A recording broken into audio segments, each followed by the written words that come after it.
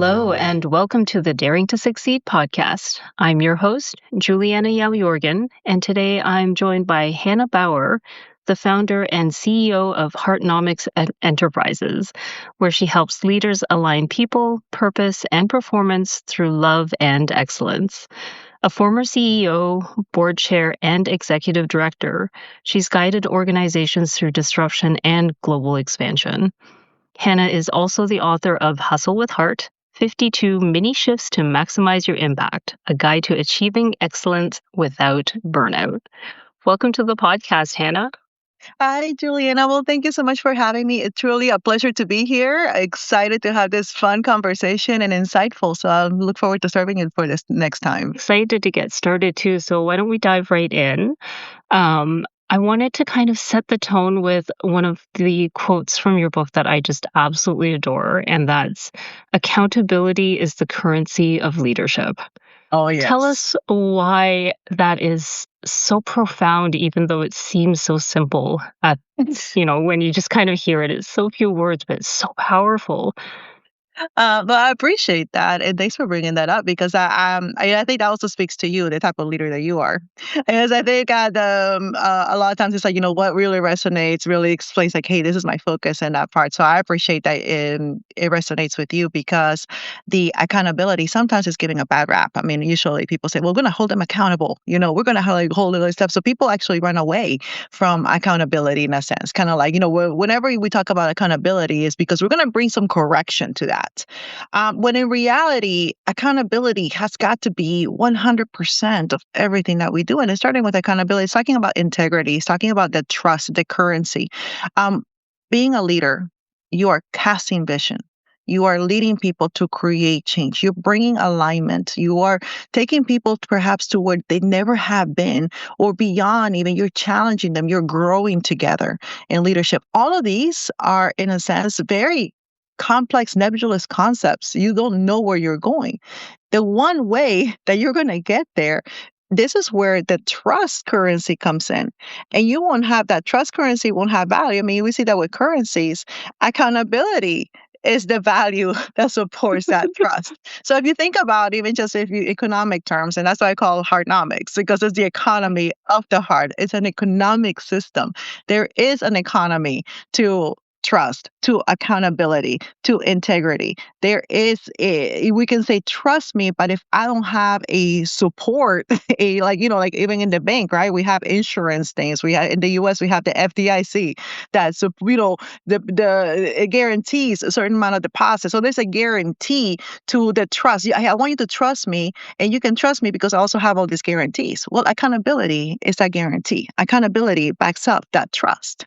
Because I'm saying trust me, well, how do I trust you? Well, you have accountability. This is how we're going to be able to check in on this. This is how we're going to measure it. And we're not afraid to talk about it. I mean, we see that with currency all the time. This is where we are, but it's not just what I say, but in relation to something. So accountability is not just this is how I say you're going to hold me accountable, but it's also in relation to what? Everything has an accountability because it's not just my word, which is this is what I say I'm going to do, but also in relation to what? We value currencies in relation to something.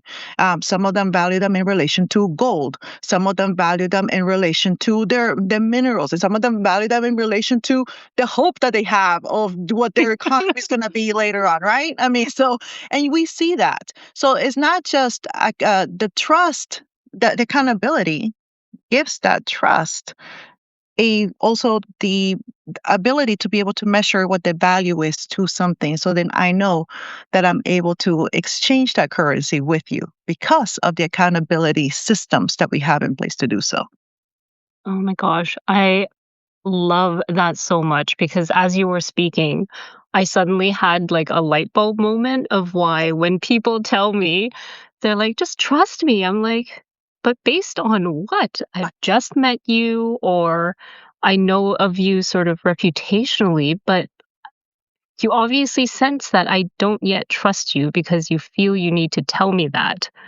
And I think what you've just said with like linking accountability to currency just kind of tied it all together for me. It's magical.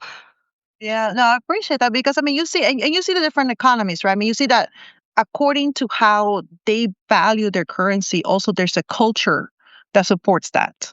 I Yeah. mean, it's the culture that supports that. Yes, we are agreeing that this is the value, this is how we choose to operate. And the same way, if you think about that in an organization, it's the same way. How do we measure trust? How do we measure accountability? Well, it's going to be dictated and sustained and supported by the culture of that organization. For an individual, how will that be sustained and supported? That's your character.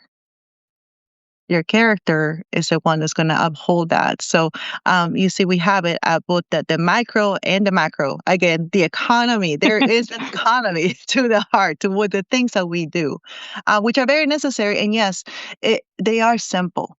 And yet I hear consistently, well, we got to separate the emotional. It sounds like an emotional thing. It sounds like soft skills. It sounds like all this stuff. Well, okay, well, tell me, what is the stock market? Like, what is it based on? You say it all the time. It's based on emotions. It's based on confidence. That's really what they say is confidence. Well, what is confidence? Confidence is an emotion. We ask for leaders to be confident. Well, they don't just say be confident. The whole entire thing, even we just had the employment report last Friday in the US being released, it was all to help determine organizations to the confidence in the economy. So we do have data. We don't ignore the data. We use the data, but also we know that the data is going to give us some sort of emotional response, or we're hoping that the data is going to lead to some emotional response that is going to then modify or in some way be a catalyst to behavior. It's either going to make us purchase things or not. It's either going to make us think like we need to save, or actually, you know what, move my savings from something to something else. It's going to make me reassess, what am I doing even with my time. It's all of these things, but I'm doing it based on data. But yes, it's because there's an emotion that's created. That's all we even have. I don't know if you're aware of the barometer of trust, the Alderman barometer of trust. It's a global barometer of trust.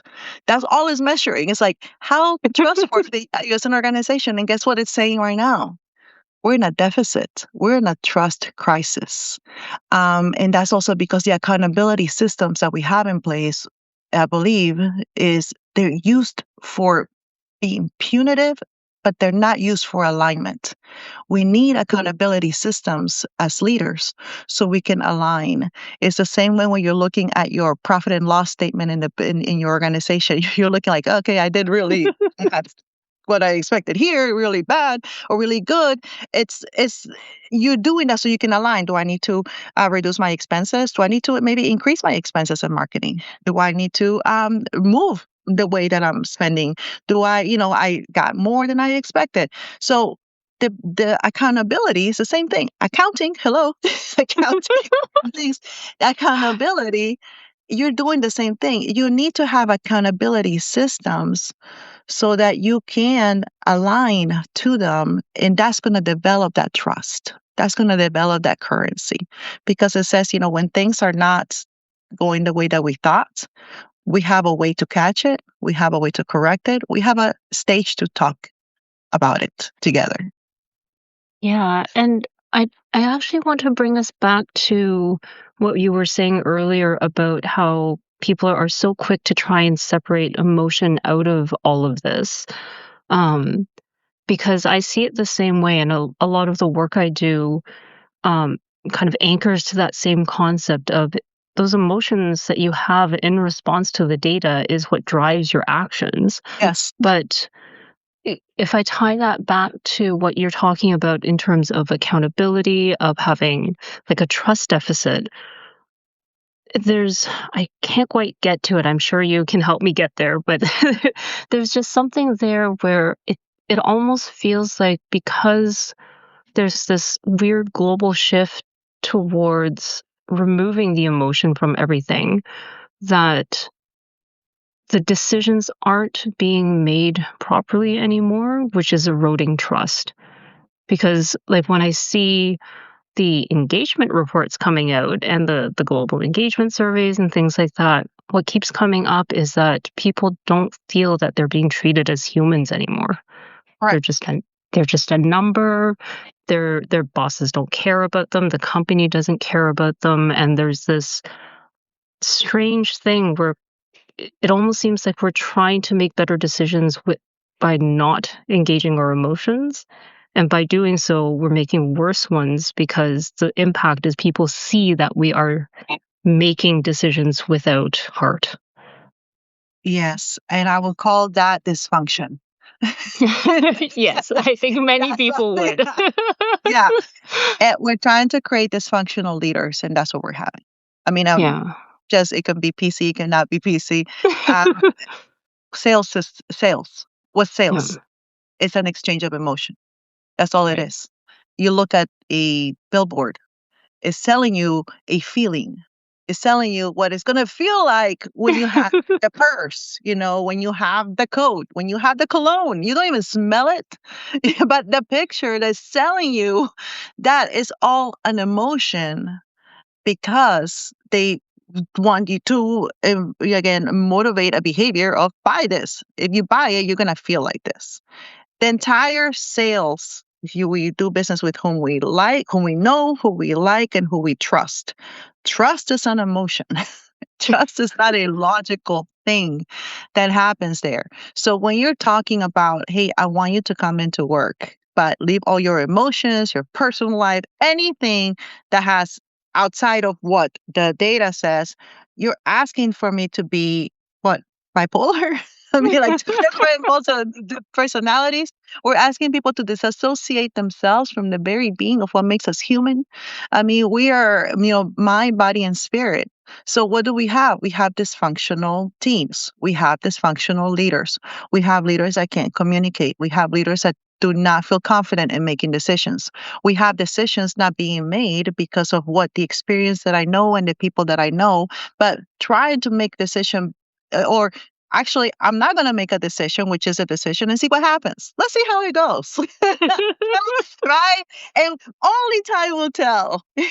So and time is going by fast. So you do see that. Actually, I just read a report, and it was by McKinsey, where it reported, at least in the US, 56% of the employees feel not seen. Forget value, Right. not seen. Okay. So I don't see you. And it's because also that's what we're motivated, right? I mean, in a sense, virtual assistants have been both a blessing and also has brought all this other dynamic. There's all of this hidden people that we don't see, that we are doing work. And the only way that I see you is by whatever task completion list I got on ClickUp, or I got on Asana, or I got on something. That's how I know you're there because I know what you complete it. Right. So, and that's about the extent of that. Yeah. There's a large part because of the different, the hybrid, the remote. So, a leader, though, has to see that even though we have a workforce, which is still a valuable and a growing workforce in what we do, we have to still meet those human needs because there is a human that is doing that. So when you globally, you're talking about over 77% of professionals are in a burnout rate. That's an epidemic. You think about it, it's like basically that's illness. So what does that mean? It means mental illness. It means suicide rates going up. We're seeing that. It means immune systems being completely out of calibration of who we are. It means different things. It means not being able to sleep. Just a simple thing, that things that people used to look for in retirement so that they can sleep and can rest. And you get to a point where you can't even sleep. You Right. can't even rest when you don't really have a task to do. That's a problem. And I see that most of the time now. I'm seeing it more and more with leaders, and that is where my passion comes in because, like, I understand that because I went through a heart disease. So, and I don't know. I mean, that is where Heartnomics comes in because I realized that so many of the things that I was experiencing as a leader, as I was going through, as I was, do- climbing the corporate ladder and doing things like everybody else said because I was new. So of course I'm going to do what other people say. I mean, it makes sense. Um, I started feeling the same way I was feeling when I was a kid going through a terminal diagnosis of heart disease. And I started realizing when I make the change, and as I started going through it, I mean, again, I would say I might be probably a slow learner because you would think somebody has had to go through heart attacks will take it easier. I didn't. I have 5 kids. That just was not the recipe to take it easy at all.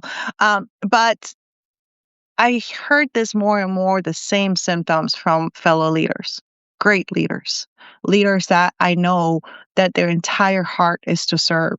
And yet I've seen them completely burned out and actually even leaving leadership altogether, or not living a life that's healthy, which what in sense it did, the next line of leaders are saying, I don't want that. That's what leadership is. Why would I want that?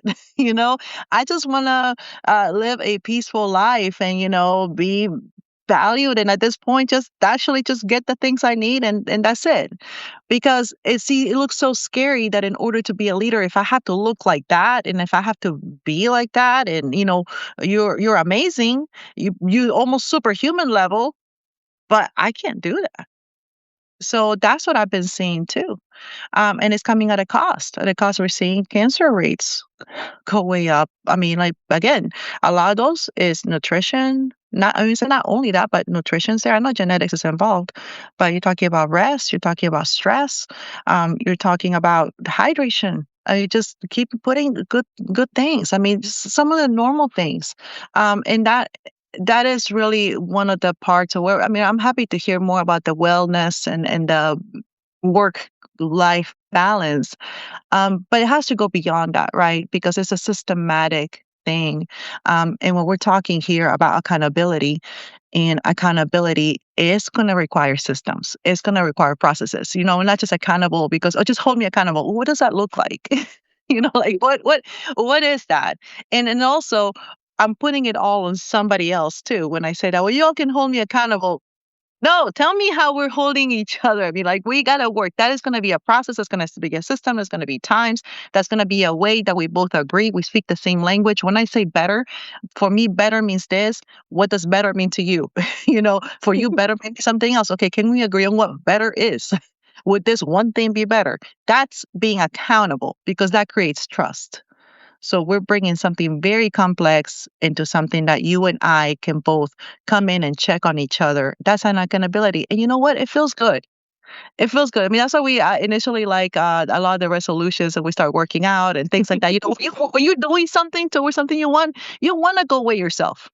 When you know you haven't and you like just been going off, just everything you wanted to eat, or everything that you wanted to do, you want to stay far away from that scale because you know you haven't done it. But the one day that you ate celery that morning, I'm gonna check what happened, right?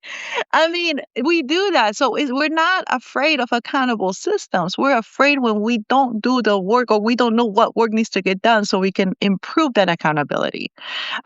I see that with even, I mean, look at the different surgeries, people that are looking forward towards cosmetic surgeries versus people that are looking towards surgeries that are going to, fix something or they don't know, experimental. We got to go in there and see.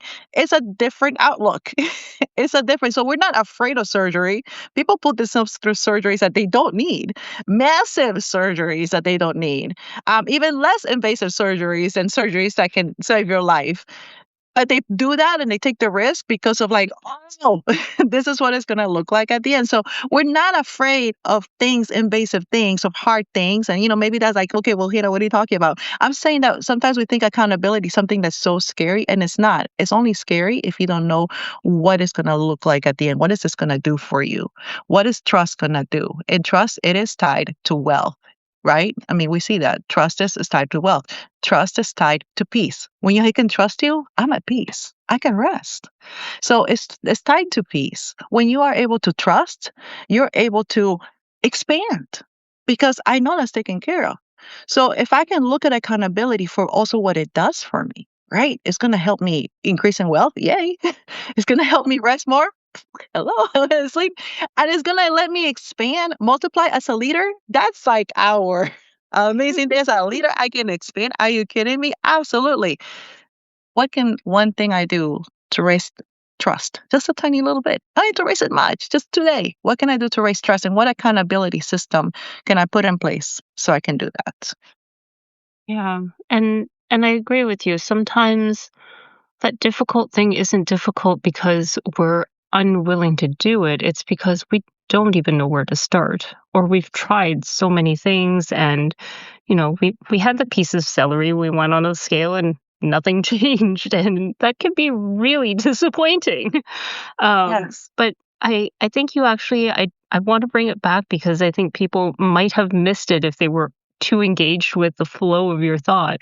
But you said one thing to do is to hold each other accountable by agreeing on what better is. And I Mhm. think that's such a beautiful, simple first step towards something, especially if those next steps don't feel concrete yet. They don't feel like we even know what that thing is. To hold each other accountable is just to define what is better or what could be better. Absolutely. I mean, I'm a black belt in Six Sigma. That's for those of you that haven't heard. It's a continuous improvement way to where we try to get to 99.999% accuracy. But the first thing we have to do in there is in what I would say Six Sigma does. If you forget everything else because it can get very complicated, the one thing is that it gets us speaking the same language. It gets us we understand what improvement is. And improvement is going to look different to everyone because improvement is only an improvement if it gets me closer to my mission and my vision.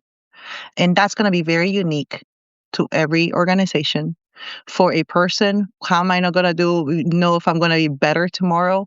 Well, how much closer were you able to get to your purpose? And your purpose is different than my purpose. Your calling may be different than my calling. So it's only better, and it gets once we're able to understand where we're going and the mission and the vision, then we're able to understand what that better is. What is going to be that better for us? So, the common language is key. And that's a lot of times why this constant disappointment comes in. Because, well, I thought it was this, I thought it was that. And those conversations are coming usually at the end or in the courtroom, or in the laws, you know what I mean? And those are, it takes time. It takes time to define it. And it can be complex if we don't even sit down and talk. And then I'm just imagining, well, I thought this was better. So that I would say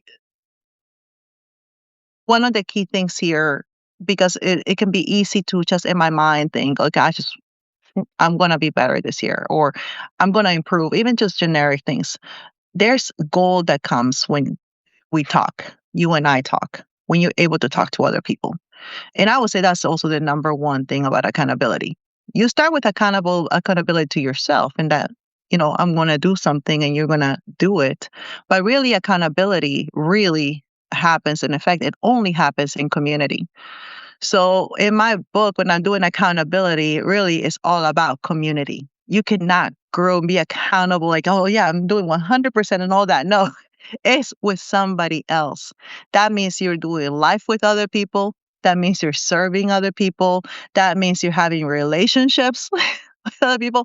That is being accountable because not one, if you're going to do anything of significant in this world, it's not going to be by yourself. So accountability, one of the principles that I have and how the heart framework is built is that accountability only happens really in community. That's where you see the fruitfulness of it. Because once I'm accountable either to like if I show up at the gym or not, you know, it's gonna have an impact on somebody else, right? It's gonna have even for me, for example, I have 5 children. Well, my youngest one is 5. Getting to the gym can be a lot more complex than when I didn't. So there is an accountability one that I have to make the arrangements, but two for the person that's looking out for my child that I'm actually going to do what I said I was going to do, and we're working together towards a result that I want to get to. So it doesn't just happen because okay, I'm going to get to the gym, but there's also another system I have to tap to I have to look at my child support system so that Yes. that can actually happen. And the child support system, even them understanding I'm doing this so that either my mom or my daughter or my coworker can get healthier, that makes them involved and acknowledged. It takes ownership of like, yeah, of course I want to take care of your 5-year-old so you can do this. So you understand that is the accountability, and that's the building the accountability system that you Yes. have in place as well. Yeah, and it's such a simple example that we can kind of latch on to understand and see what you've been talking about this entire episode about building trust. Because if you don't do what you say and whoever is taking care of your 5-year-old isn't doing what they say, that trust erodes because you're not holding yourselves or each other accountable.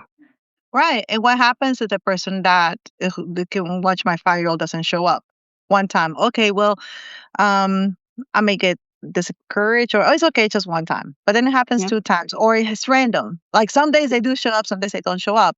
Then what happens? I can either look at that system or the immediate, depending on who you are, you might start blaming yourself. Oh, I just don't feel up. I don't just keep up with my word. And that may not be the case. You just Yeah. had the wrong system in place. That may not just be the right system. You need a different system. Not that there's something wrong with you, not that you don't have the motivation or the lack or the will. And sometimes as leaders, immediately there's this blame and this taking on this entire baggage because that system didn't work and they're trying to work with a system that just wasn't reliable to begin with. And it's not taking it as a fault, but like, hey, I'm still just as committed. I'm still just as in need to do what I need to do. And my 5-year-old still needs to be watched. you know? So can I change? Can I? What system do I need to build in place so that that's taken care of, so that I can do it? And also, is there? Can I do it in a different way? Do I have to go to the gym, or can I pop in those days a 60-minute download some sort of workout where it will get me the same result?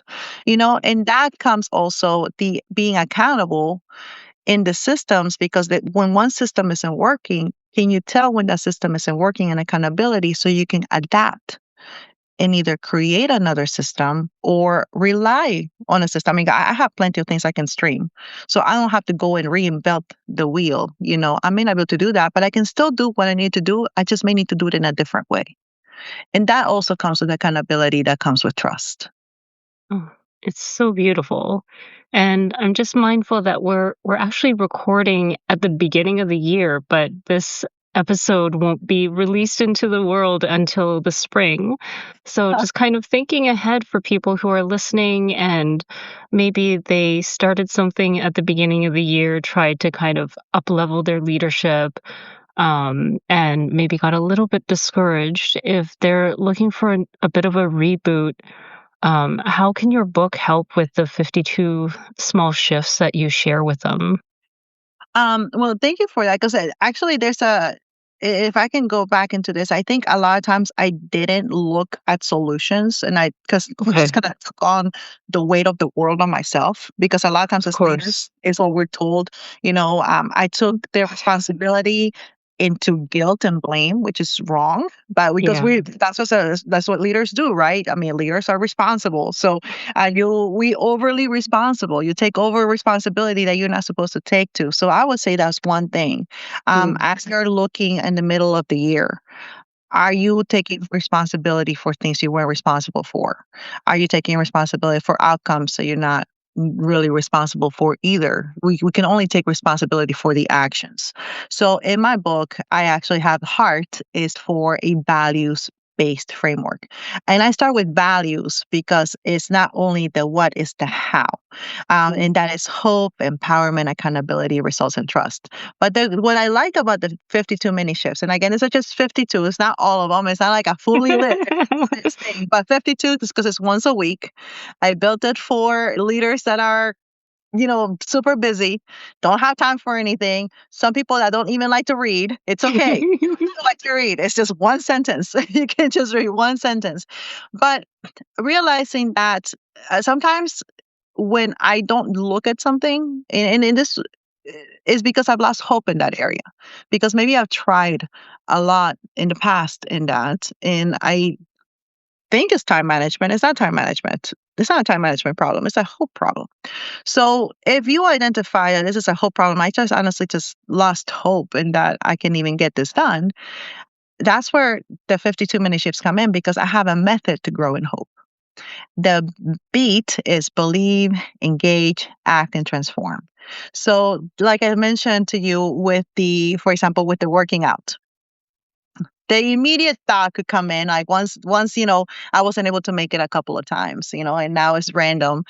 It'll be like, oh, I could just I'm never I'm just not meant to work out. I'm just never can work out, and that's the belief, right? That's the belief, and that belief may come already to this overwhelmed mindset that I may have already, because I'm already tired and exhausted. So the words never start coming in.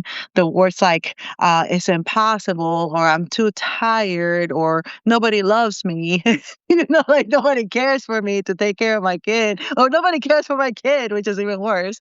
you know all of these things can start happening, right? This bombardment. And really, what those thoughts come in again, where do the thoughts come from? Well, they come really from my belief. So, what is the internal belief that I have? So, that is the first part in the beat method as you're working on being intentional in growing in an area. If it's growing in accountability, is, well, what is the belief that you have? Sometimes you can't tell, well, I don't know what I believe in that. Well, check your thought. Just check your thought. What is the thought saying? Is the thought saying, if it's an accountability, it's like, oh, I just, I can't, I never do what I say I'm going to do. That's an accountability issue, right? Of course, we just use the word never, which that's a red flag. Like, please, is it really never? Right? So, immediately the shift in belief would be, well, what would be it? And this is going back to, like, for every opposite, there's a positive, right? For every positive, there's a negative. For every up, there's a down. I mean, it's just the way that the universe works. It's not, like a analog. It's just what happens. How do you know you're inside? Because you've been outside. That's how you know. How do you know when you're upside down? Because you know what right side up is. You know what it feels like to be right side up. And then when you go upside down, oh yeah. So exactly the same way. So if you actually have the feeling of like, I can never get this done, it's because you've also had the feeling that you have gotten things done. And that's where you want to go in that belief. Okay, so if I never kept my word to myself, then also the opposite is available, because I know what it's like to keep my word. So what area have I actually kept my word in? What is something that I have actually kept the word to myself, and go to belief? Okay, so if I kept my word to myself in that area, can I keep that word to myself in this area? And that is the first intention. I mean, that's what you have to believe. And so in that belief, that is a decision. We choose what we believe. I learned that in my hospital bed. I learned this when there was no hope, there was no cure for my diagnosis at the time, where there was a terminal diagnosis on heart disease. So I had to believe there would be better. So I know that this is true in the belief part, that you have freedom of choice in what you believe. So that is a choice moment. Then engage, because at times, like, okay, well, if I believe that I can do this, then again I start looking at my support systems. Okay, so it didn't happen with that person. To watch my 5-year-old. Is there somebody else? Is there some other way? That's where I started looking at alternatives. My 60-minute stream downloads. So maybe some old tapes I had, or maybe another family member, or maybe I should change the time. Maybe that's not the right time. Maybe it was just like, that's it. Maybe I didn't miss the goal. I didn't miss the desire. I just missed the time. What can I change the time and do that? So that's called engage. That's the engaging part, where I'm just engaging with all of this different ideas. And then there's the next part, act. What small action can I do? Can I call somebody? Can I try a different time next week? Can I try this stream download and see if I feel fine? What is one small action? Nothing major, one small action that will put me in the right direction in this part. And then transform. Okay, transform is me doing this, is this going to get me the transformation I'm looking for? What is the transformation I'm looking for? Am I looking to be fit, lose weight, my blood work to be better? Am I looking just overall less stress? What is the transformation I'm looking for? Because that's going to tell me, again, is it the transformation I'm looking for? And I need to get clarity on that. it needs to also, so my belief system needs to support that. And that is the alignment. My belief is going to directly impact my transformation. And maybe I need to align. Maybe I tried it. Maybe I started with the action and I realized, you know what?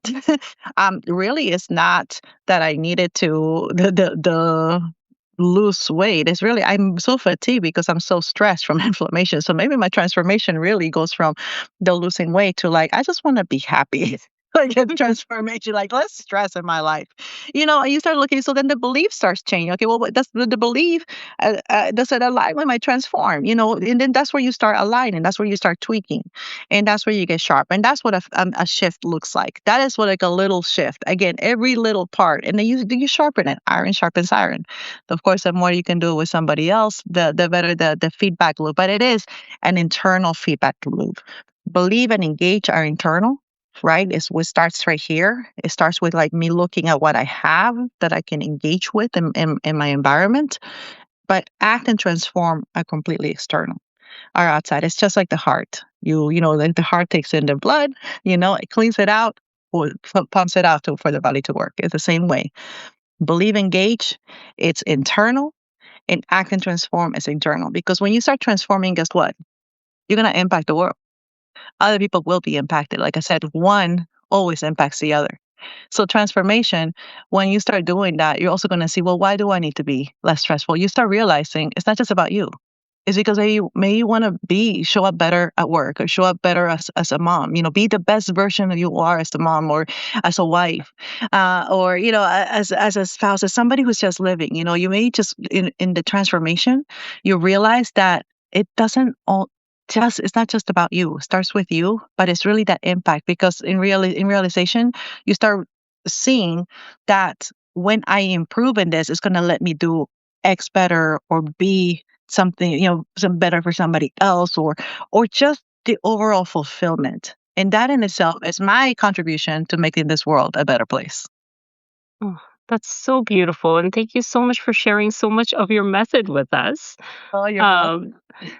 and just as we kind of wrap up, if people are all excited, they want to get a copy of your book and hear more from you so they can take the work deeper, where can they find you? Where can they find your book?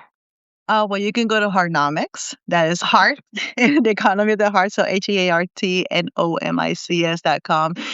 You can take one of my assessments, my alignment assessments. They're a complimentary one. That have it for individuals and also for organizations. And my book is on Amazon. So anywhere that you have access to Amazon, you can look there, Hustle with Heart, 52-minute shifts for maximum impact. So either one of those, or just connect with me on LinkedIn. I'd love to talk to you. That's amazing. I will be sure to have all those links in the show notes so people can find you easily. Thank you so much for being on the podcast today. It was a delight having the conversation with you. Oh, thank you for having me. I really appreciate it. Thanks for all the work you're doing. Yeah, you too. Well, thanks everyone for listening, and we will see you next time.